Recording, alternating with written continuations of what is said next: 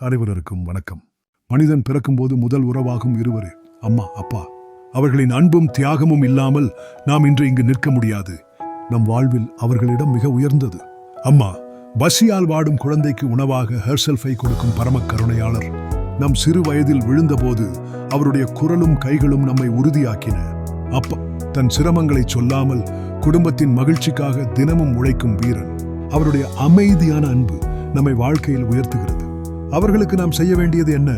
அன்று முதல் மரியாதையுடன் பேசுங்கள்.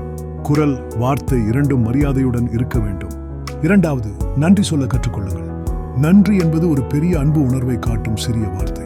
மூன்றாவது, அவர்களின் கனவுகளை மதியுங்கள். நம்மை உயர்வாக சென்று அவர்களின் ஆசைகளுக்கு மதிப்பளிக்க வேண்டும். இறுதியாக, அவர்கள் முதிர்வதிலும் துணையாக இருங்கள். அவர்கள் குழந்தையாக மாறும்போது நாம் பெற்றோர்களாக மாற வேண்டும். அம்மாவும் அப்பாவும் நம் வாழ்வின் வேர்கள். அந்த வேர்களை பேணினால்தான் வாழ்க்கை வனமாய் மாறும். நன்றி.